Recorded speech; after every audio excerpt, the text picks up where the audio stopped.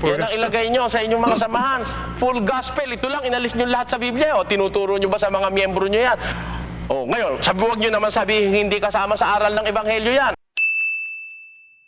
Magandang araw po sa inyong lahat. Sir JR po ng Usap-Usap University at nagbabalik na naman po tayo sa ating episode ngayon. Ang ating po ginagawa sa Usap-Usap University, tayo po ay nanonood, nakikinig po ng mga preachings, mga religious debates. And for this episode, this is part of Brother Ellie's Bible Study. Kung kayo po ay taga-subaybay ng Usap-Usap University, alam niyo po na a couple of episodes back mga ka-U3, tayo po ay nag-feature ng isang babaeng preacher. Siya po si Pastora Jamie Santiago Manuel, na kung saan siya po ay isang pastora po ng Life Giver Church. And as a response mga ka-U3, may mga nagsend po sa atin ng mga links via Facebook patungkol nga po sa anong paningin ni Brother Ellie sa mga babaeng pastora. So, ang title po ng video na ito is dapat po ba na magpuno ang babae? Yun po yung main po na topic nito. Apparently, hindi ko pa po ito napapanood, so samahan niyo po ako sa panonood nito for the first time. At sa aking po nga background sa pag-aanalisa, ako po ay dating university debater mula po sa Mindanao State University sa Iligan. Sa loob po ng 3 taon, ako rin po ay nagdebate sa ABS-CBN News Channel at ako ay member ng isang international public speaking organization, ang Toastmasters International. Gusto ko lang din pong batiin ang atin pong mga subscribers. We have around, I think close to 128,000 subscribers na po sa Usap-Usap University. Maraming salamat po. And then let's watch this video together. Let's go. Sumainyo ang kapayapaan ng Panginoon. Magandang araw po sa inyong lahat. Muli sa tulong ng Diyos ay sumasaimpapawid ang palatuntunan ng dating daan. At kami po yung muling malugod na nag-aanyaya sa inyo dito sa susunod na oras ng masikhay na pag-aaral ng salita ng Diyos sa Biblia.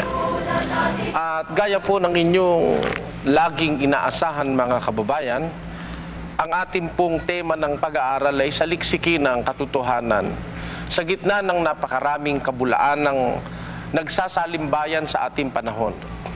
Nalalaman ng inyong mga pagkatao, ng inyong mga kaisipan, ng inyong mga puso na tayo nabubuhay sa isang panahong laganap ang pandaraya at sari-saring mga gimmick ng panluloko sa relihiyon. Kaya minamarapat po namin na ang aming kaliitay magamit ng Diyos sa paghahayag ng iba't ibang mga pandaraya sa ating panahon para tayo'y maging mulat sa mga bagay na nauukol sa Espiritu, sa mga bagay na may kinalamnan sa ating mga kaluluwa, at higit sa lahat sa mga paraan ng Diyos kung paano tayong magiging dapat sa Kanya. Sapagkat sa atin pong ibig at hindi, mayroon tayong Diyos na haharapin at pagsusulitan sa araw ng paghuhukom. Kaya habang tayo'y may buhay at panahon, ay napakahalagang masaliksik natin ang ating destino sa hinaharap na panahon. Hindi po namimilit ang Diyos sa tao. Tayo rin ang makagagawa ng ating ikaliligtas. Gaya ng sinasabi ni San Pablo dito sa aklat ng Filipos. Pakinggan nyo ang pangungusap na ito, mga kababayan. Sa Filipos Kapitulo 2 at versikulo 12, ganito po ang sinasabi.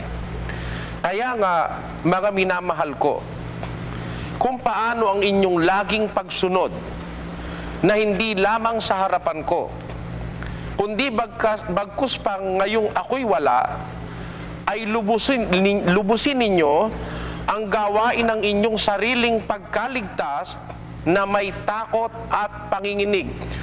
Doon po sa parting ibig kong ipapansin sa inyo, lubusin ang wika ninyo, masdan nyo sa inyong mga TV screens.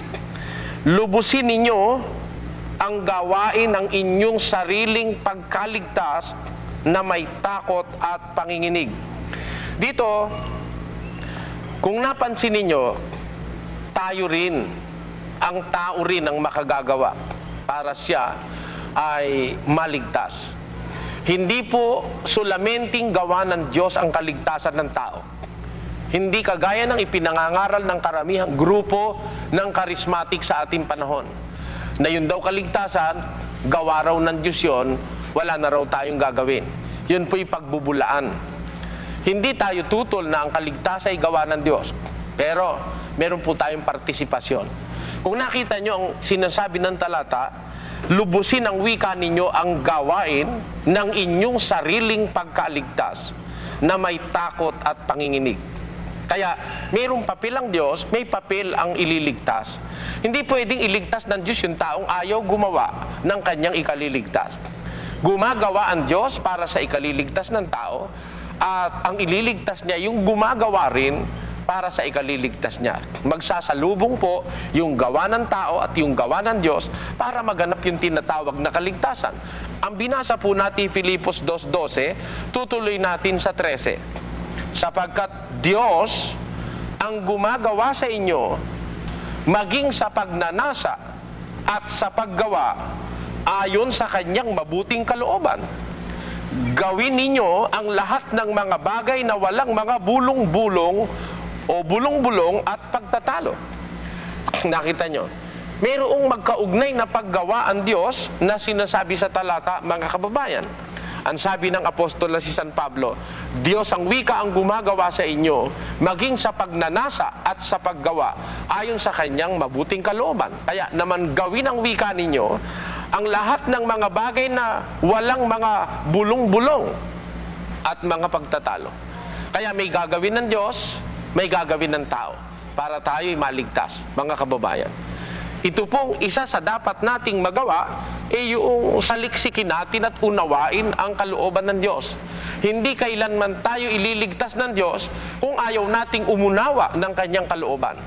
Nandoon po sa pag-unawa natin sa kalooban ng Diyos, sa pagkaalam natin ng katotohanan ang ating ikaliligtas. Gaya ng sinasabi dito sa unang Timoteo, pakinggan nyo sa Kapitulo 2 at versikulo 4, ganito ang sinasabi ng kasulatan.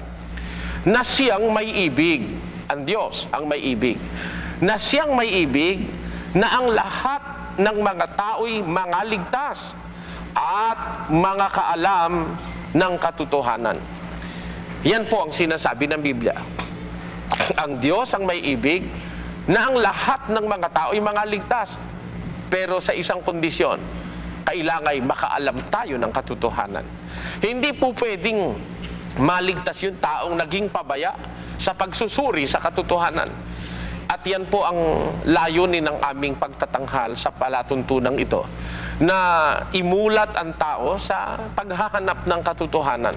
Alam nyo, tungkulin po natin yan bilang mga tao. Kung paanong hinahanap natin ang ating ikabubuhay, hinahanap natin ang pagkain, pananamit, iinumin, hinahanap natin sa araw-araw ang lahat ng ating mga tinatawag na necessities in life, yung mga prime necessities in life. Araw-araw po hinahanap ng tao yan. Hinahanap din ng tao ang kanyang makakasama sa buhay, yung kanyang magiging asawa.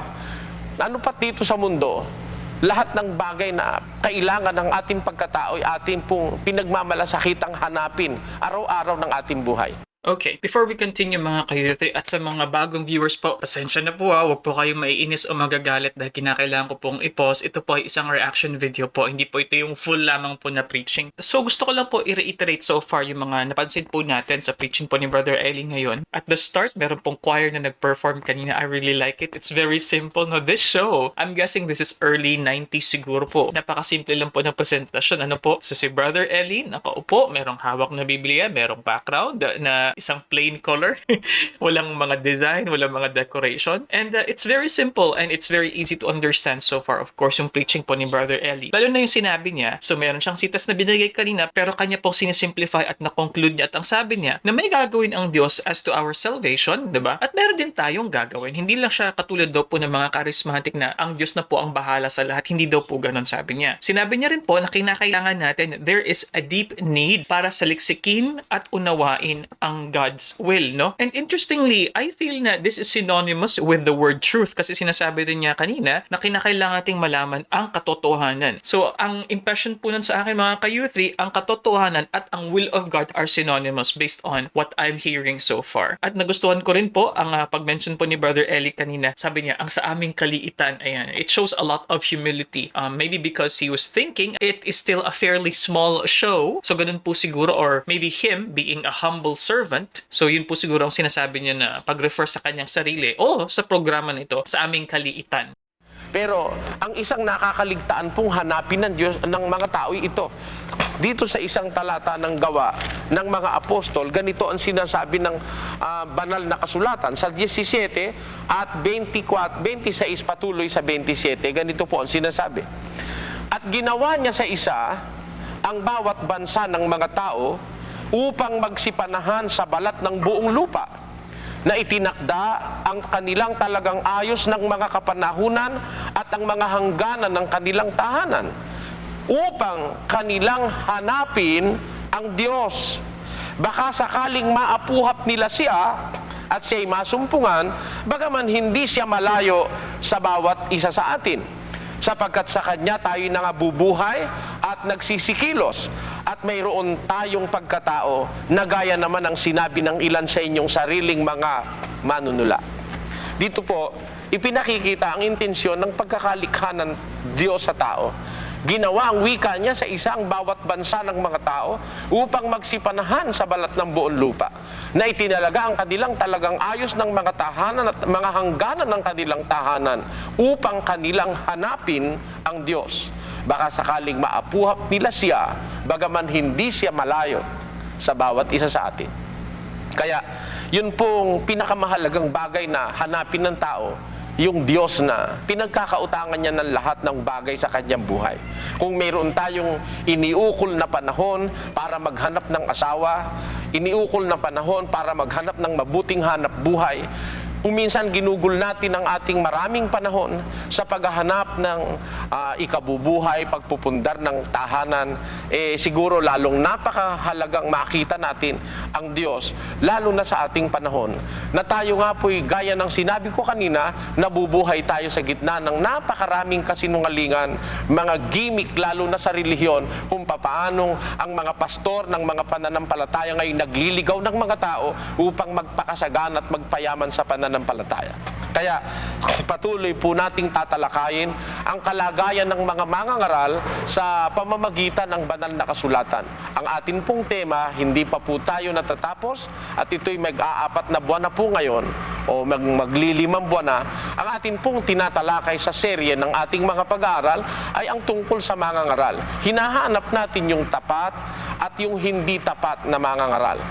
Tinitignan natin sa Biblia yung mandaraya at yung nagtatapat, yung nangloloko at yung nagtatapat. Hinahanap natin yung mga mangangaral na kaya nangangaral ay dahil sa salapi, ipinangangalakal ang salita ng Diyos. At hinahanap din naman natin yung mangangaral na ang layon sa pangangaral ay iligtas ang ating mga kaluluwa. Aalamin po nating patuloy, gaya ng aming ipinangako sa inyo mga kababayan, yung ukol sa isyu ng pangangaral ng babae sa relihiyon. Isa pong katotohanan hindi ko na dapat pong isa-isahin at hindi ko na dapat na bigyan pa ng ebidensya sapagkat alam na ninyong lahat na may mga pananampalatayang wala po silang mangangaral na babae. Okay, before we continue mga ka-youth, I think it's quite clear so far na yung focus po ng topic ni Brother Eli ay ang patungkol sa mga nagpupuno na mga babae. Although, ito daw po ay parte ng serya, ng series patungkol po sa mga mangangaral for us to know kung tapat o hindi nga ba ito mga mangangaral na ito. So, part ito ng series but I don't think we have the prior episodes. Kung meron po kayong video link po, no? YouTube or Facebook link ng previous episode po ng serye na ito, hope you can send that through our Facebook mga ka-youth. Nagustuhan ko po yung sinabi ni Brother Eli dito, yung word na ginamit niya is maapuhap. Maapuhap. Napakalalim naman ng Tagalog na ito. So it means to grasp, to grab hold of something. So siguro in this regard, we can understand the context of catching something, para maapuhap ang Diyos. At nagustuhan ko rin na pahapyaw pong na-mention ni Brother Eli, ang intensyon ng Diyos sa paggawa ng mga tao dito sa mundo is to find God, para mahanap ang Diyos. So let's continue. Walang babaeng nagsasalita sa kanilang mga pulpito. Walang babaeng nangangaral ng salita ng Diyos sa gitna ng kanilang samahan. Ang isang matinding halimbawa nito'y ang iglesyang kinagisnan natin, ang Iglesia Katolika. Kaya walang inuordinahang pare. Wala kayong nakitang paring babae, wala kayong nakitang babaeng kardinal, o bagaman merong isang babaeng naging papa sa Roma. At yan siguro nakalingid yan o nakatago yan sa kaalaman ng pangkalahatang Katoliko. Bibihira siguro nakakaalam na minsan po sa kasaysayan ng Iglesia Katolika nagkaroon kayo ng papa sa Roma na babae. na namatay sa panganganak sa harapan ng maraming tao. At yan po'y naitago sa matagal na panahon sa simbahang Katoliko. Pero hanggang ngayon nananatili ang kanilang aral na sinasabi na hindi pwedeng mangaral ang babae. Ang pruweba material, walang babaeng pare, walang babaeng arsobispo, walang babaeng kardinal. I think ang tinutukoy dito ni Brother Eli, mga ka-U3, is si Pope Joan, ng Pope Joan. Nabuhay around 800 plus AD. Yun pa maalala ko na female na Pope. Pero as to the women leaders of religions right now, so marami po talaga mga babae na rin po na nagiging puno, nagiging leaders po ng kanya-kanilang mga simbahan. May mga pastora nga tayo, sa iba't ibang mga born-again churches. At sa Philippine Independent Church, which is a very popular na denomination po ng Catholicism, quote-unquote, or Christianity in the country. So meron po silang naging babaeng bishop ang Philippine Independent Church. At syempre sa Philippine Independent Church, nasa news din po yan last year na meron din po silang first na transgender. Ayan, na bishop din po yata kung hindi po ako nagkakamali. So meron na pong mga quote-unquote moves for gender equality ngayon sa ibang mga sekta, sa ibang denomination. But Brother Eli is saying, no, this is not biblical. Ganon din naman sa iglesia ni Ginoong Manalo. Wala tayong makikitang ministrong babae sa iba't ibang mga iglesia at samahan sa ating panahon. Bagaman sa kabilang dako nun, meron ng mga iglesia na ang namumuno naman ay babae. Kagaya ng kasaysayan ng Sabadista, yung pong tinatawag na Seventh-day Adventist, yung Iglesia Adventista del Séptimo Día na itinatag at pinangunahan ni Ginang Ellen Gold White. Yun po ay lalong kilala sa tawag na Ellen G. White. Siya po ang nagpundar, ayon sa libro ng Sabadista, siya ang nagpundar ng kanilang iglesia. At siya pa rin ang namuno at kinilalang propetisa ng samahang yan. Aalamin natin kung pumapayag naman kaya ang Diyos na ang babae maging puno sa pananampalataya gaya ng Sabadista. At hindi lang po yan, maraming samahan dito sa ating bansa, lokal na samahang relihiyong dito nag-umpisa na ang namumuno ay mga babae. Ang nangangasiwa yung mga babae. Naawa nga ako doon sa mga lalaki, doon sa mga ganun samahan. Para bang mga walang kakwenta-kwenta pagkalalaki ng mga iglesyang ang namumuno yung babae. Ayon.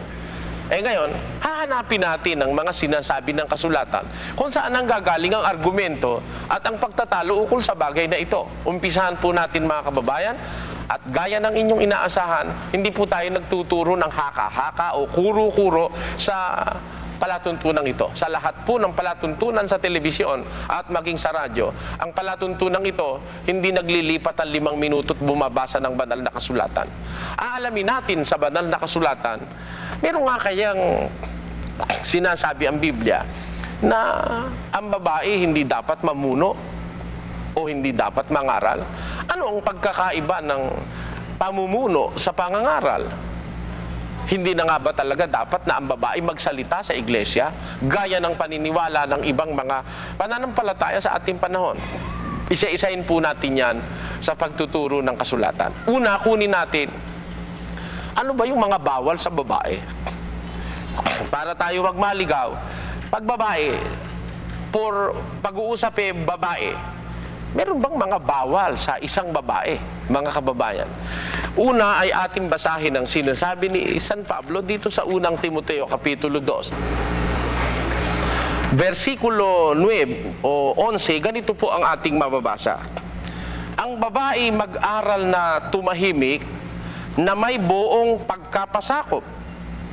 Ngunit hindi ko ipinahihintulot na ang babae ay magturo ni magkaroon ng pamumuno sa lalaki, kundi tumahimik. Sapagkat si Adam ay siyang unang nilalang saka si Eva. At si Adam ay hindi nadaya, kundi ang babae ng madaya ay nahulog sa pagsalangsang. Dito mapapansin nyo, mayroong ipinagbabawal sa babae tungkol sa iglesia. Ang sabi, ang babae ang wika, mag-aral na tumahimik na may buong pagkapasakop. Hindi ko ang wika ipinahihintulot na ang babae ay magturo o magkaroon ng pamumuno sa lalaki, kundi tumahimik. Sapagkat, ito po ang dahilan ni San Pablo, ang lalaki, si Adam, ay siyang unang nilalang, saka si Eva. At ang babae ay hindi, ang lalaki ay hindi nadaya, kundi ang babae ng madaya ay nahulog sa pagsalangsang. Dito makikita nyo, mga kababayan, ang aral na ito ay nanggaling sa isang napakahabang kasaysayan ng sangkatauhan, na inugat ng apostol na si San Pablo ang pinanggalingan ng lahi ng tao dun sa kauna-unahang dalawang pares ng tao na nilikha ng Diyos. Ang sabi ng apostol na si San Pablo, ang babae ang wika ay mag-aral na tumahimik na may buong pagkapasakop. Hindi ko ipinahihintulot na ang babae ay magturo o magkaroon ng pamumuno sa lalaki, kundi tumahimik. Ayan. Paano ibig sabihin nung tatahimik yung babae? Tatahimik sa pagtuturo sa lalaki. Ayon. Sapagkat si Adam ang wika, ang unang nilalang saka si Eva. At si Adam ay hindi nadaya, kundi ang babae ng madaya ay nahulog sa pagsalangsang. Dito makikita nyo, ang unang-unang talatang ating nabasang nagbabawal sa babae, meron pong ganitong pagbabawal na sinasabi. Hindi ko ipinahihintulot na ang babae magturo o magkaroon ng pamumuno sa lalaki. Ngayon, itong salitang hindi ipinahihintulot na ang babae magturo o magkaroon ng pamumuno sa lalaki, kung bawal po ba sa babae ang magturo at magpuno sa lalaki? Bawal ba naman kaya sa babae ang mangaral, mga kababayan? Kasi alam nyo, kung Biblia po ang pag-uusapan, magkaiba ang kahulugan ng terminong mangaral at magturo. Iba po yung magturo kaysa sa mangaral ayon sa Biblia. Pakinggan nyo, dito sa isang talata ng Tito, sa Kapitulo 1 at versikulo 9, merong ganitong pangungusap si San Pablo. Na nananangan sa tapat na aral o na salita na ayon sa turo, upang umaral ng magaling na aral at papaniwalain ang nagsisisalangsang. Yun pong pagtuturo, yun po ang pinanggagalingan ng pangangaral. Pansinin nyo ang sinasabi ng talata, na nananangan sa tapat na salita na ayon sa turo, upang umaral ng magaling na aral. Sa makatwid, magkaiba po yung pagtuturo kaysa sa pangangaral. Yun hong nangangaral, dependyente siya dun sa nagtuturo. Yung umaaral, kumukuha ng iaaral sa nagtuturo. Kaya, mas nakatataas po ang kargo nung nagtuturo kaysa dun sa umaaral. Kumbaga, ang mastermind, yung nagtuturo, accomplish lang itong umaaral. Kaya yung umaaral, kailangan nananangan ng wika sa tapat na salita ayon sa itinuro upang makaaral ng magaling na aral. Kaya sa Biblia po, magkaiba yung salitang umaaral at nagtuturo. Anong katunayan? Pakinggan nyo sa isang talata ng mga taga-Roma. Ito po ay nasa Kapitulo 12 at ang versikulo 4 patuloy hanggang 6. Ganito ating mababasa. Sapagkat kung papaanong sa isang katawan ay mayroon tayong maraming mga sangkap, at ang lahat ng mga sangkap ay hindi pareho ang gawain, ay gayon din naman tayo na marami, ang wika ni Pablo sa unang iglesia, ay iisang katawan kay Kristo at mga sangkap na sama-sama sa isa't isa. At yamang may mga kaloob na nagkakaiba-iba ayon sa biyaya na ibinigay sa atin, kung hula ay manganghula tayo ayon sa kasukatan ng ating pananampalataya. O kung ministeryo, ay gamitin natin ang ating sarili sa ating ministeryo. O ang nagtuturo, pansinin nyo, ang nagtuturo ay sa kanyang pagtuturo. O ang umaaral ay sa kanyang pag-aral. Dito maliwanag na makababanaag natin, magkaiba yung terminasyong nagtuturo sa umaaral. Ang sabi ni San Pablo, ang nagtuturo sa kanyang pagtuturo. Ang umaaral ay sa kanyang pag-aral. Ang namimigay ay magbigay ng may magandang loob. Ang nagpupuno ay magsikap, at ang nagkakawang gawa o nahahabag ay magsaya. Ito'y pinatutunayan sa atin, magkaiba po ang kategorya ng pagtuturo sa pangangaral. Ang ipinagbawal po sa babae, ayon sa Biblia, yung magturo at magkaroon ng pamumuno sa lalaki. Okay, so sinasabi po dito ni Brother Eli, no? So he is giving a distinction, mga ka-U3. Ang pagtuturo at pangangaral. So sinasabi niya na yung cargo nga po, yung burden is heavier doon po sa nagtuturo dahil nanggaling lamang sa pagtuturo yung sinasabi ng mangangaral. So nagiging accomplice nga, no? Gumamit pa si Brother Eli ng kumbaga sa krimen. So merong mastermind, merong accomplice. Ayan. So accomplice lamang yung mangangaral, yung sabi niya. Ang sinasabi din po ni Brother Eli, I think it's quite clear also. Dalawa po yung distinction din ni Brother Eli sa mga bagay na hindi dapat sa babae. Ang magturo at magkaroon ng pamumuno sa lalaki. So sa ating pong panahon ngayon, this Bible study of course was shot a long time ago. Siguro I'm guessing nga po early 90s to maybe probably late 80s sa palabas na ito. Pero palagay ko may mga magreklamo dito ng mga quote-unquote those for gender equality. Dahil ang sasabihin nila, ano ba basically ang pagkakaiba ng babae at lalaki?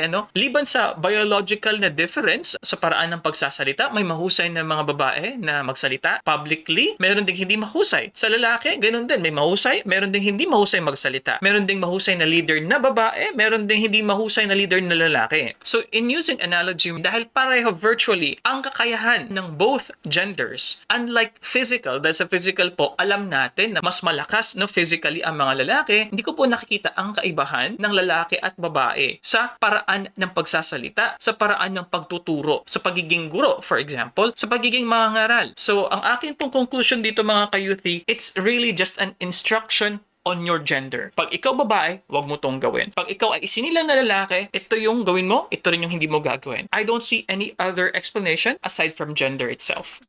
Pero wala po tayong mababasang bawal sa babae ang umaral. Uulitin ko po ang talata na ating binasa kanina na nagbabawal sa babaeng magturo at magpuno. Ganito ang sinasabi sa unang Timoteo Kapitulo 2 at versikulo 11. Ang babae mag-aral na tumahimik na may buong pagkapasakop. Ngunit hindi ko, pansinin nyo, hindi ko ipinahihintulot na ang babae ay magturo ni magkaroon ng pamumuno sa lalaki, kundi tumahimik. Dito ang ipinagbabawal po'y dalawang bagay.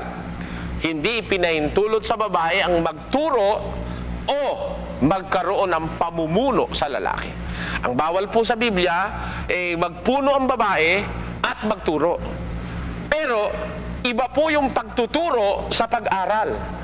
Ang babae po ba'y pinagbabawalan naman ng Biblia na umaral? Pakinggan nyo.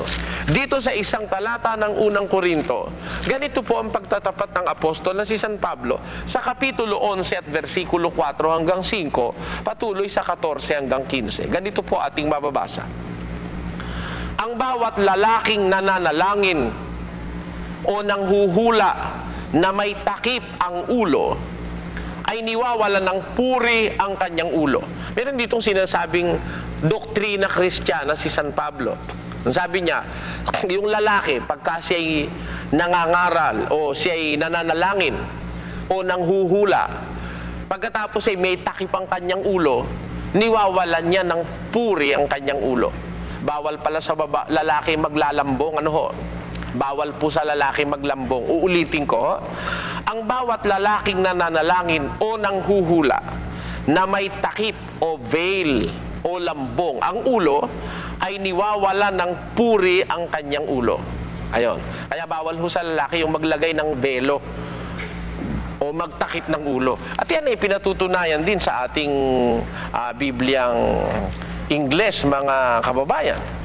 Doon sa King James Version, meron pong ganitong sinasabi, at gusto kong basahin sa King James Version ang talatang ito ng unang Korinto 11:4. Ganito po ang ating mababasa, mga kababayan. Pakinggan nyo. Hindi po kasi na-indicate. Yung sa Filipino version po ba, ito po ba ay sa ang dating Biblia? Ito po ba yung version na ginagamit ni Brother Eli dito? Kasi po sa English, when he mentioned about the English translation, yung patungkol nga po sa veil, no, sa belo, is sabi niya sa King James Version daw po. Also, I find it interesting na for these early episodes ng programang Ang Dating Daan, unlike sa mga later episodes po, unlike sa mga later po na production na kung saan meron po talagang reader, may tagabasa po, si Brad Joseph, former member Willie Santiago, Tiago, si Sis Luz. So ito si Brother Eli po lahat So very challenging po yan kapag ikaw po ang lahat ng gumagawa at nagbabasa sa isang TV show katulad po nito. Every man praying or prophesying, having his head covered, dishonoreth his head. Ang sabi po ni San Pablo, every man, bawat lalaki, kahit sinong lalaki, kasama pa rito pati mga Bombay. Naawa naman ako sa mga Bombay, laging may takip ang ulo, labag pala kay Kristo yun, Ang sabi rito ni San Pablo, every man. Pag sinasabi po ng Bibliang every man, wala akong makaliligtas doon, basta't lalaki. Every man praying or prophesying, having his head covered, dishonoreth his head. Niwawalan niyang puri ang kanyang ulo. Pag siya'y nanghuhula o nananalangin na may lambong o takip ang ulo. Pero ano po ang ibig ituro? Tuloy po natin sa 5. Datapwat ang bawat babaeng nananalangin o nanghuhula na walang lambong ang kanyang ulo, niwawala ng puri ang kanyang ulo, sapagkat gaya rin ng kung kanyang inahitan. Dito pala, pagka naman babae nanghuhula o nananalangin, walang lambong, niwawala naman niya ng puri ang kanyang ulo. That means, kailangan pag lalaki mananalangin o manghuhula, kailangan walang lambong. Pero pag babae ang mananalangin at manghuhula, kailangan may lambong. Kaya tatandaan nyo, pwede hong manalangin sa Diyos at pwedeng manghula ang babae pagka may lambong ang kanyang ulo. O ngayon, yung mga manghuhulang nanonood, baka nanonood si Madam Elma, teka muna, wag mong papakahulugan ng hula-hula mong kagaya ng hula mo ito, ha? Itong hulang sinasabi sa Biblia, aalamin natin mamaya kung ano yung panghuhula na tinutukoy. Na ayon sa mga talatang ating binasa, parehong may karapatang humula at manalangin ang lalaki at ang babae. Kaya lang may kondisyon. Kailangan pag lalaki ang manghuhula o lalaki ang mananalangin, kailangan walang lambong ang kanyang ulo. Sapagkat pag nanalangin siya o nanghula na may lambong ang kanyang ulo, niwawalan niya ng puri ang kanyang ulo. Ngunit pagka babae naman ang mananalangin o manghuhula at walang lambong ang ulo, niwawalan niyang puri ang kanyang ulo. Entonces, kailangan pag mananalangin o manghuhula ang isang babae, kailangan meron siyang lambong sa ulo. Pag lalaki ang mananalangin o manghuhula, kailangan wala siyang lambong sa ulo. Ibig ko ipapansin sa inyo, mga minamahal na mag-aaral ng Biblia, na yung sinasabi ritong panghuhula, karapatan ng lalaki at karapatan ng babaeng humula o manghula. Kaya lang, merong requisite sa isang babae na nanghuhula o nananalangin. Kailangan pag babae ang mananalangin at manghuhula, maglambong siya. Bakit, mga kababayan? Pakinggan nyo, tuloy natin ang ating binabasa. Dito po sa Korinto pa rin, sa 7, 11:7, sapagkat katotohanan ang lalaki ay hindi dapat maglambong sa kanyang ulo. Palibhasa'y larawan siya at kaluwalhatian ng Diyos. Ngunit ang babae ay siyang kaluwalhatian ng lalaki. Sapagkat ang lalaki ay hindi sa babae, kundi ang babae ay sa lalaki. Sapagkat hindi nilalang ang lalaki dahil sa babae, kundi ang babae dahil sa lalaki. Dahil dito'y nararapat na ang babae ay magkaroon sa kanyang ulo ng tanda ng kapamahalaan dahil sa mga anghel. Dito makikita nyo ang pagkakaiba ng karapatan ng lalaki at ng babae sa harapan ng Diyos, mga kababayan. Ang sabi ng apostol na si San Pablo, sapagkat katotohanan ng wikang ang lalaki ay hindi nararapat maglambong sa kanyang ulo, sapagkat siya'y larawan at kaluwalhatian ng Diyos. Dadapot ang babae kaluwalhatian ng lalaki, sapagkat ang lalaki ay hindi sa babae, kundi ang babae ay sa lalaki. Sapagkat hindi nilalang ang lalaki dahil sa babae, kundi ang babae ng dahil sa lalaki. Dahil dito, nararapat na ang babae magkaroon sa kanyang ulo ng tanda ng kapamahalaan. Ano ibig sabihin dito ng apostol na si Pablo? Ituloy po natin sa 14. Hindi baga ang katalagahan din ng nagtuturo sa inyo na kung may mahabang buhok ang lalaki ay mahalay sa kanya, datapwat kung ang babae ay may mahabang buhok ay isang kapurihan niya, sapagkat ang buhok sa kanya'y ibinigay na pangtakip. Datapwat kung tila mapagtunggali ang sinuman, walang gayong ugali kami ni ang iglesia man ng Diyos. Sa iglesia ng Diyos, isa sa ugaling ipinaiiral ng Biblia. Mga kababayan, ito po'y sa iglesia ng Diyos. So, yung iglesyang talagang nasa Biblia. Ang isa sa ugaling pinaiiral sa iglesia ng Diyos, ang babae kailangan may mahabang buhok. Sapagkat yung mahabang buhok ng babae, ang wika, yun ang binigay sa kanya ng Diyos na pinakalambong, pinakapantakip. Kailangan naman yung lalaki, huwag magpapahaba ng buhok. Okay, mga ka-youth, no? Kung kayo po ay solid natin na ka-youth, nabigyan po natin ng reaction. Itong punto na rin po ito sa atin pong past na video episodes patungkol nga po sa mga dapat gawin at mga hindi pa dapat gawin na yung kumbaga mga utos na hindi lamang inside sa 10 Commandments. So na-mention nga po ni Brother Eli sa ating past episodes yung patungkol nga sa lambong, yung veil na kinakailangan ang lalaki ay hindi magkaroon ng lambong, lalo kapag siya ay nagtuturo o nagpipreach. Kumpara din po yan sa babae, ng babae dapat na maglambong. Yun ang sinasabi dito ni Brother Eli. Pero syempre, ito pong ideya po na hindi pagpuputol ng buhok para sa mga babae ay hindi po to limited lamang sa iglesia ng Diyos, mga ka-youth. Ito rin po ay sa ibang mga sekta or denomination, kung hindi po ako nagkakamali, sa Amish women, Amish tradition po sa Amerika especially. So hindi po din po sila nagpapaputol ng mga buhok sa kanila mga kababaihan. Pero ito po ay nakapusod, Ito po ay nakatago dahil para po sa kanila, it's too sensual kapag nilabas po, na left hanging yung mahabang buhok. But definitely, in other beliefs, they also let their hair grow for their women. Sapagkat, pag ang lalaki mahaba ang buhok, mahalay sa kanya. Tingnan natin ang pagkaka-render sa King James rendition ng Holy Scriptures. Dito po sa 1 Corinthians chapter 1 verses 14 o chapter 11 verses 14 to 15. Ganito ang sinasabi ng Apostle Paul sa atin. That not even nature itself teach you that if a man have long hair, it is a shame unto him.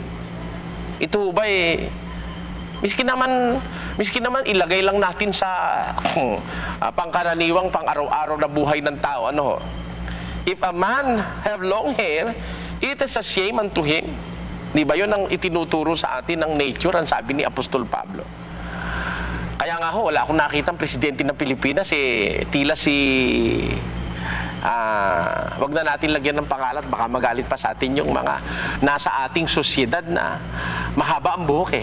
Meron ako nakakilalang mga ngaral nung araw, si Kaadong mahaba ang buhok, talaga hanggang dito sa likod yung buhok niya, Ngayon, kaya sabi rito sa Biblia, kung Biblia pag-uusapan, that not even nature itself teach you, that if a man have long hair, it is a shame unto him. Okay, so hindi po pwede yung ginawa po ng ating mga ninuno ng mga katipunero. Especially ang first sa mind ko po is si Mr. Sakay, si Macario Leon Sakay. Dahil nga po sila po ay popular sa pagkakaroon ng mahabang buhok. At kung hindi po ako nagkakamali, his belief is hindi siya magpapaputol hanggat ang Pilipinas ay hindi naging malaya, mga ka-youth. So yan, reference po natin yan sa atin pong buwan ng kalayaan, Hunyo. Ano ang sabi? Tuloy natin. But if a woman have long hair, it is a glory to her, for her hair is given her for a covering. Kaya po yung mahabang buhok ng isang babae, yun ang pinakalambong niya. Yun ang kanyang pinakapantakip. Yun ang kanyang pinaka-veil o belo, mga kababayan. Yung mahabang buhok ng babae, yun ang kanyang pinakapangtakip. Kaya yung kanyang mahabang buhok, yun ang sign o yun ang palatandaan na siya'y nasa ilalim ng jurisdiksyon ng lalaki. Sapagkat ang sabi dun sa 11:7, ang katotohanan, ang lalaki hindi dapat maglambong sa kanyang ulo, sapagkat siya'y larawan at kaluwalhatian ng Diyos. Datapot ang babae, kailangang magkaroon sa kanyang ulo ng tanda ng kapamahalaan. Kaya yun mahabang buhok, yun ay palatandaan espiritual na ang isang babae nasa ilalim ng jurisdiksyon ng isang lalaking lingkod ng Diyos, na yung lalaki naman ay nasa ilalim ng jurisdiksyon ng Diyos at ni Kristo. Alam nyo, yung buhok lang ng tao, mayroon nang ipinakikilala sa Biblia yan. Pag nakakita kayo ng isang taong lalaking mahaba ang buhok, ibig sabihin nun, hindi siya nakakakilala ng aral ng Ebanghelyo. Bahagi po ng aral ng Ebanghelyo na masama, mahalay sa isang lalaki kung siya'y may mahabang buhok. Datapot mahalay naman sa babae kung maigsi ang kanyang buhok. Sapagkat yung buhok na mahaba, yun ang kapurihan niya. Tandaan niyo po ang mga talata. Unang Korinto 11:4 hanggang 5. Unang Korinto 11:14 hanggang 15. Pagka mahaba ang buhok ng isang babae, yun ay kapurihan niya. Kailangan ang isang babaeng nananalangin o nanghuhula, may takip ang kanyang ulo. Ang kahulugan biblikal, yung takip ng ulo, yun ang mahabang buhok sa babae. Ang lalaki, pagka nanghuhula o nananalangin, kailangan walang takip ang kanyang ulo. Ang kahulugan biblikal, hindi kailangan ang lalaking nananalangin o nanghuhula ay may mahabang buhok. Pag ang lalaking nananalangin o nanghuhula may mahabang buhok na simboliko ng takip sa ulo, yun po'y mahalay para sa lalaki. Pero pag ang babae nananalangin o nanghuhula na may takip ang ulo o may mahabang buhok, yun ho'y kapurihan niya sa harap ng Diyos. Sapagkat yung mahabang buhok, yun ang ibinigay ng Diyos sa kanyang pangtakip. Ano po ang ibig ipakita ng mga talatang binasa natin, mga kababayan? Parehong may karapatang humula o manghula ang lalaki at ang babae. Parehong may karapatang manalangin sa Diyos ang lalaki at ang babae.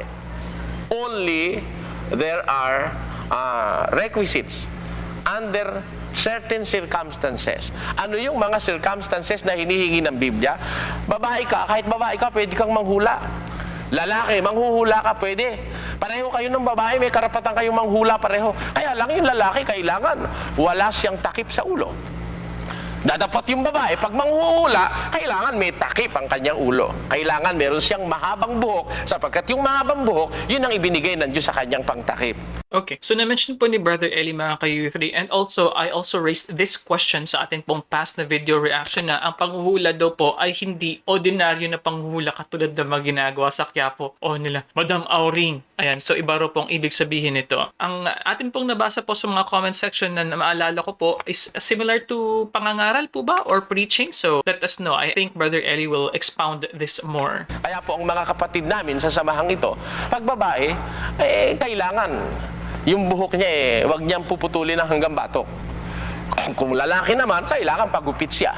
Yun ang sinasabi ng Ebanghelyo. Nagtataka lang ho ko doon sa mga ibang iglesia riyan, full gospel daw sila. Hindi tinuturo yun. Kaya yung mga full gospel, palitan niyo yung tawag. So nasabi ni Brother Eli, hindi gupitan higher than the batok nape. Ano po? So gusto ko pong malaman, is this still same sa paniniwala po ngayon ng MCGI? Dahil gusto ko lang pong i-clarify, may mga nag-comment din po kasi na totally dapat hindi puputulan. Pero ito naman po narinig natin na dapat hindi pa puputulan ng higher sa ating batok. So I'm thinking na sa ngayon po is hindi na po kinakailangan putulan totally. Ano po? Hayaan lang po na mag-grow, hayaan lang po na humaba ang buhok ng mga babae. Yung full gospel, pur. Yan ang gospel. ilagay nyo sa inyong mga samahan. Full gospel, ito lang, inalis nyo lahat sa Biblia. O, tinuturo nyo ba sa mga miyembro nyo yan? O, ngayon, huwag nyo naman sabihin hindi kasama sa aral ng Ebanghelyo yan. Yung Evanghelyong sinabi ni Pablo sa mga taga-Korinto, mandaraya, manluloko, ministro, na sabihin niyang full gospel siya, pagkatapos hindi niya tinuturo yung aral tungkol sa buhok. Alam nyo, ang Kristiyano, mula ulo hanggang paa, may aral na itinuturo ang Biblia. Pagka ang babae ang mananalangin o manghuhula, kailangan na siya ay may mahabang buhok. May takip ang kanyang ulo.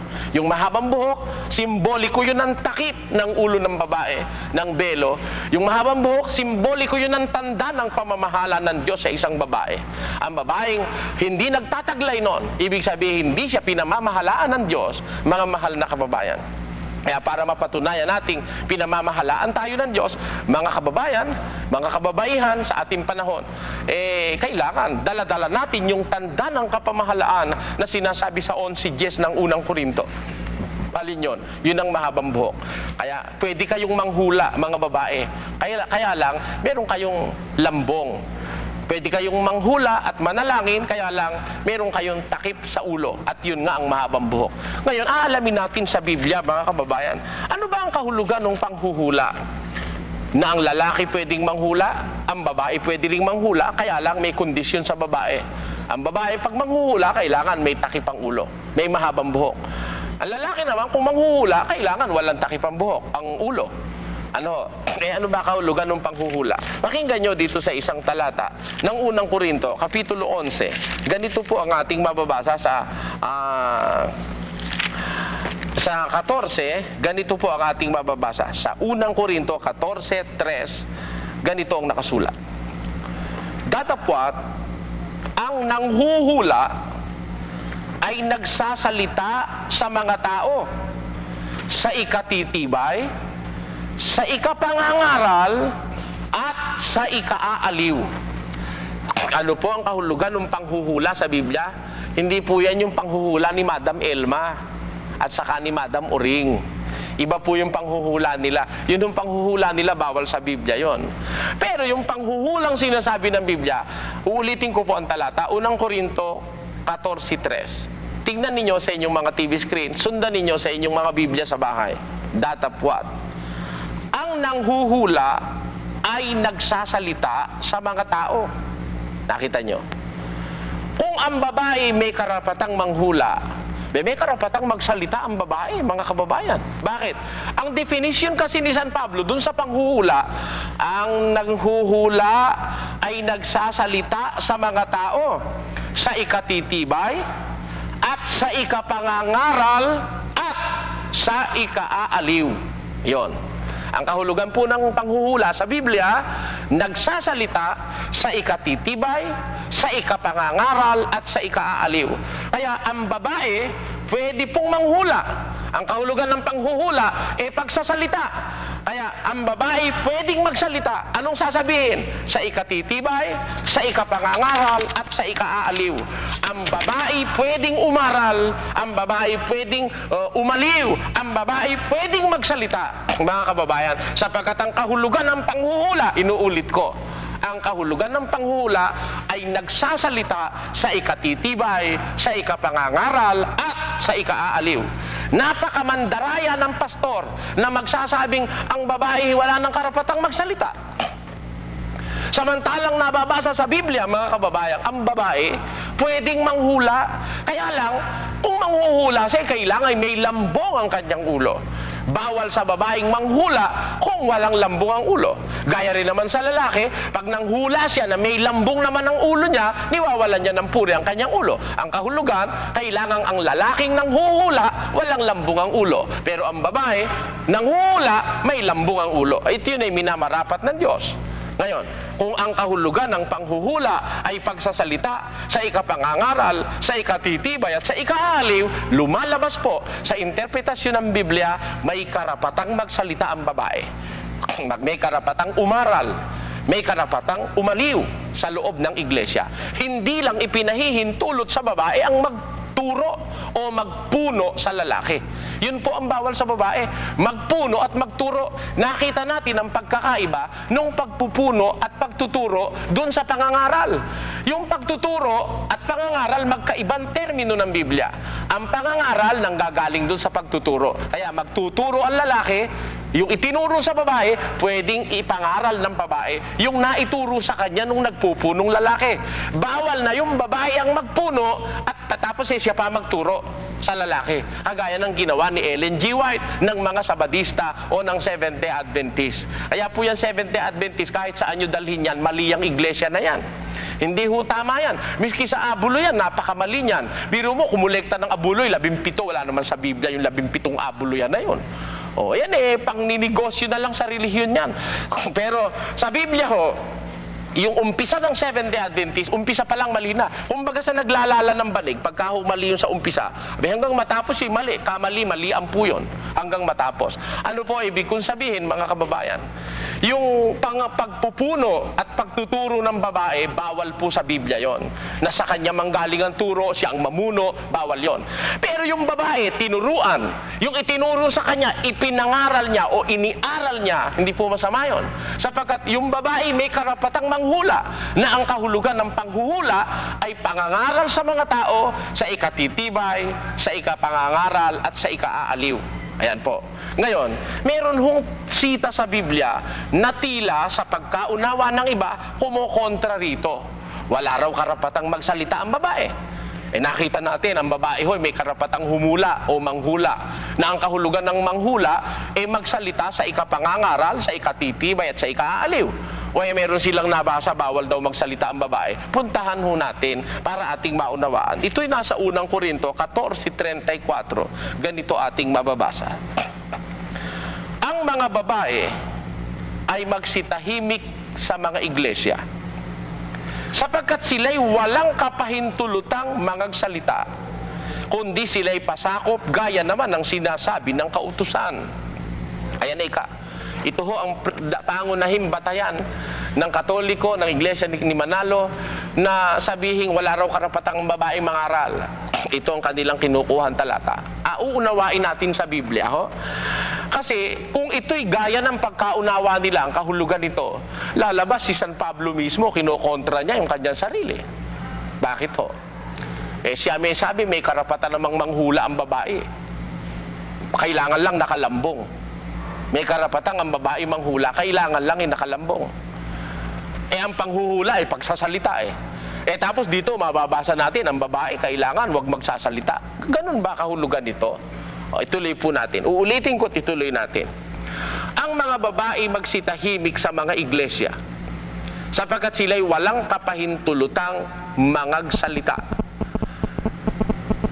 kundi sila'y pasakop gaya naman ang sinasabi ng kautusan.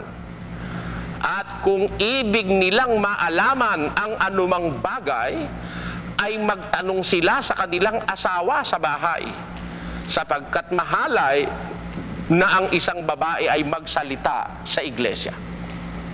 Dito, pansinin nyo mga kababayan, ang tinutukoy pala ritong babae, hindi basta babae. Hindi naman lahat ng babae nakalagay dito Ang tinutukoy na babae rito, yung babaeng may asawa. At sa kabila ng pagiging may asawa, hindi maalam. Hindi maalam. Ibig sabihin, hindi kumpleto ang karunungan sa Panginoon Diyos. Bakit? Ang sabi, kung ibig nilang maalaman ng anumang bagay, magtanong sila sa kanilang asawa sa bahay. Sapagkat mahalay sa isang babae ang magsalita sa iglesia. Sinong babae ang mahalay na magsalita?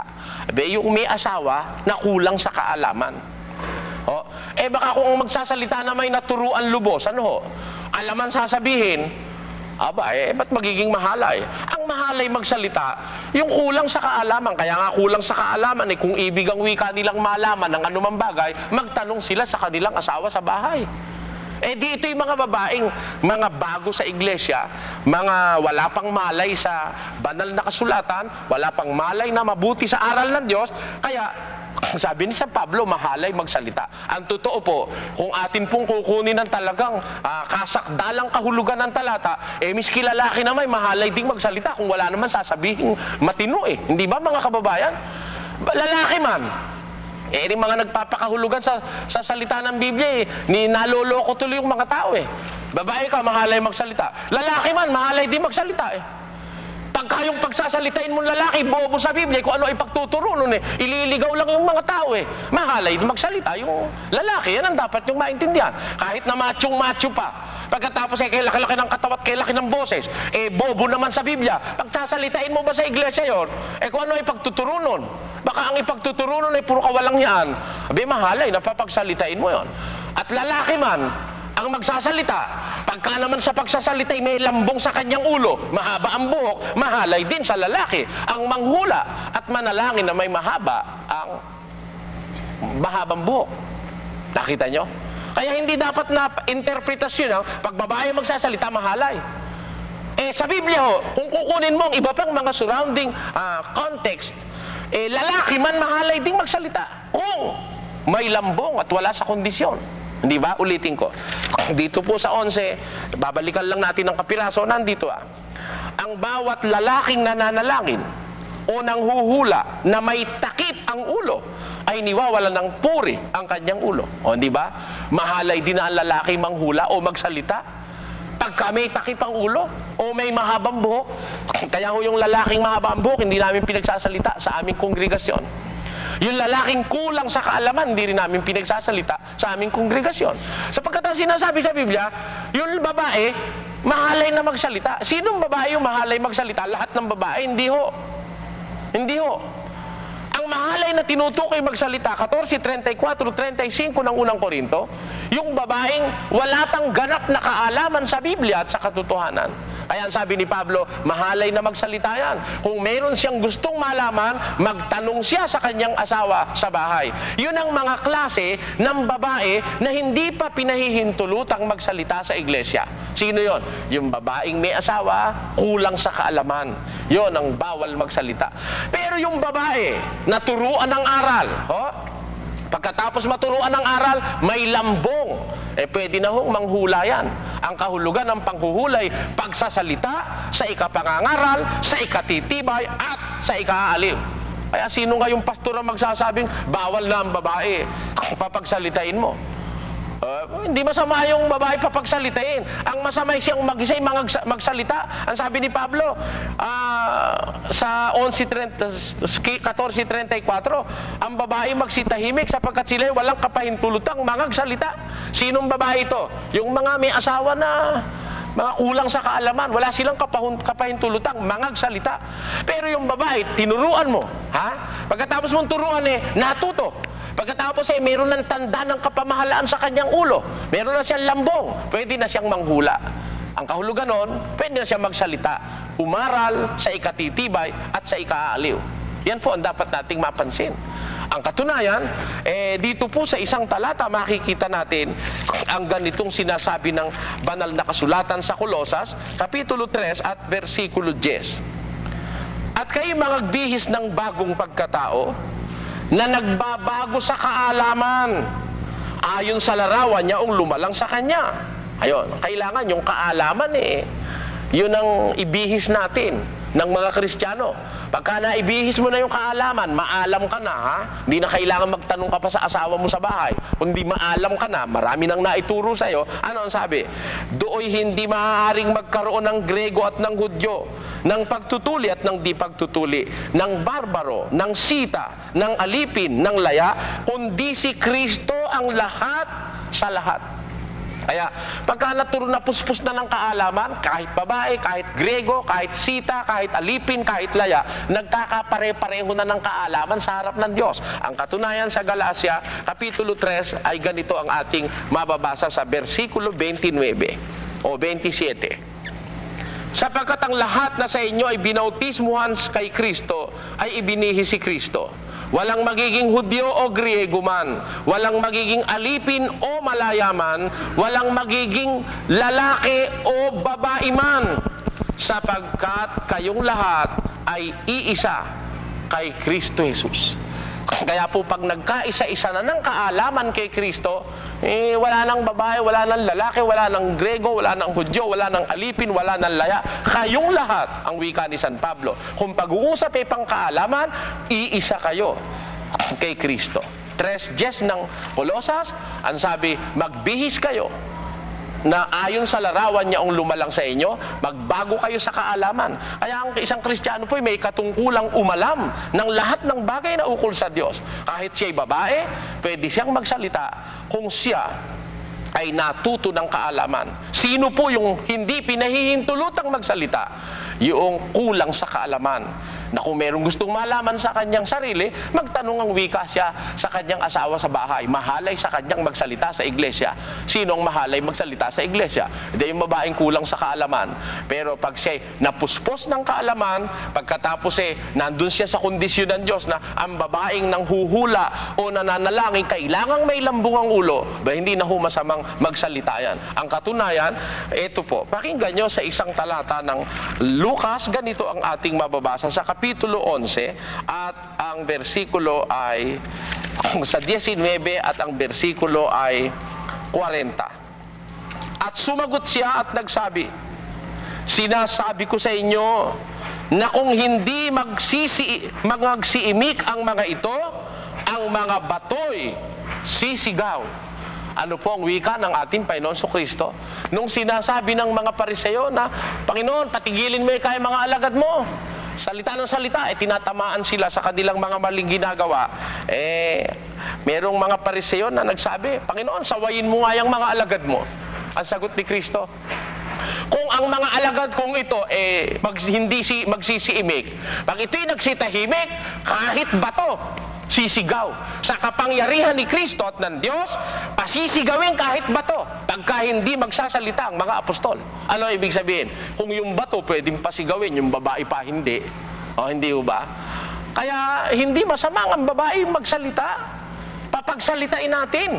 Sinong mga babae ang ating papagsasalitain sa iglesia? Yung mga babaeng naturuan ng maselang kaalaman sa karunungan, yung babaeng napailalim sa mga kondisyones ng Diyos. Hindi ho masamang yun ay manghula. Tandaan nyo, ang kahulugan ng panghuhula, pagsasalita sa ikapangangaral, sa ikatitibay, at sa ikaaliw.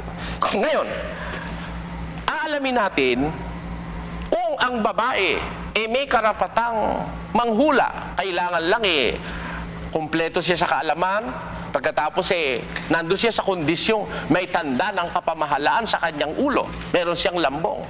Yan ang ating nabasa sa mga talata ng Biblia. Meron ba patutoo sa Biblia na talagang may mga babaeng nangaral ng unang panahon, nagsalita sa mga kapatid at sa mga tao? Meron ba talaga? Ako po'y nalulungkot, wala na tayong maraming panahon. Okay, mga ka-Youthy, so dyan po nagtatapos ang ating episode ngayon. At syempre, marami na naman po sa mga viewers natin na magsasabi, Bitin, okay, huwag po kayong mag-alala kung hindi po ako nagkakamali. Meron po tayong second, third, and fourth po na videos patungkol po dito. So continuation po nung nasabing video nga po natin. Patungkol sa ano yung mga bawal, no? Sa pagpupuno, sa pagtuturo ng isang babae. So sinasabi dito ni Brother Eli, especially yung sa tanong ko nga po sa past video episode natin patungkol po sa paghuhula. Ang salita po na paghuhula o ang pag-prophesy po ay hindi lamang po sa simpleng konteksto ng pag-predict o pag-forecast na mangyayari sa hinaharap. So hindi katulad po ng mga atin po mga fortune tellers, hindi po ganun. Ito po ay pagsasalita na kung saan po ay tumutulong, no, sa ikakatibay, pwede rin pong umaliw. Ito po yung ginagawa nga po sa paghuhula, So very specific at pwede naman ang mga babae, pero yun nga po, Brother Eli was able to compare that with pangangaral. So mga ka-youth, hindi ko na po ma-emphasize po lahat ng mga nasabi ko po kanina dahil marami-rami din po ako mga insights sa middle po ng video, kaya sana po ay nasamahan niyo po ako from start to finish, mga ka-youth. In general, it's very refreshing always to see Brother Eli, the younger Brother Eli, giving his Bible study. At syempre po, makikita mo din talaga yung humble beginnings po ng kanilang production. Napakasimple lamang po, may kumanta na choir, and then merong actually very plain background po sa likod po ng background ni Brother Eli, and then may hawak lang po siya na Biblia at wala po siyang tagabasa kundi siya mismo ang nagbabasa. Kaya mapapansin din po natin, nagsa-stutter din po si Brother Eli. Siyempre po, dahil maliit yung mga text, no? At saka katulad po ng nasabi ko, kung ikaw po lahat, may camera lang, hindi po madali yun. Kaya nga po, like even for youth, meron po tayong mga helpers sa atin pong channel, po. But anyway, gusto ko pong malaman, mga ka-youth, lalong-lalo na po sa members ng MCGI. As mentioned earlier, so tama po ba ang aking pagkakaintindi na kumbaga na-revise na po ang utos, quote-unquote, o aral patungkol po sa lambong? Dahil na-mention ni Brother Eli dito na kapag ginupitan, dapat is hindi higher sa batok. Pero ang alam ko po sa ngayon, may mga nagko-comment din po kasi na MCGI members na hindi daw po talaga pinuputulan ever. Dapat wag putulan yung buhok, hayaan lang siya na mag-grow, hayaan lang na humaba. So ano po ba yung doktrina po rito? At kung kayo naman po ay members po ng Roman Catholic Church, INC, at ng SDA nga po, may mga na-mention po si Brother Eli patungkol nga po sa misinterpretations. Ano rin po ang masasabi ninyo? Lalong-lalo na sa SDA na ang founder daw po ay si Ellen G. White, at nasabi po ni Brother Eli na meron po kayong 17 po na paghahandog o parang offering. Tama po ba yun? Or contributions? So please enlighten us, mga ka-youth, lalong-lalo na po sa mga non-MCGI members po natin. And as always, you know what to do, mga ka-youth. Kung ikaw po ay baguhan, subscribe po kayo sa atin pong channel. You can watch this video here. Also, you can check out this video here. So totoo lamang po sa Facebook, tayo po ay may significant po na decrease po sa number ng views. Bakit? Dahil for some reason, tinatarget po tayo ng mga reports. Meron na po tayong so far 3 mga posting na hindi po inalaw ng Facebook sa kanila pong platform. Kaya po sa YouTube po, medyo mas matatag po tayo. I highly recommend na i-share nyo po yung mga links po ng videos natin. Dahil nga po kung organic lamang po na posting natin sa U3, talaga po may decrease. Sa palagay ko po, hindi po tayo nire-recommenda ng Facebook ngayon. Kaya po, mas less po yung ating viewership. But anyway, salamat po sa inyong suporta, mga ka-youth. I'll see you next time sa ating next episode. Peace. Bye-bye.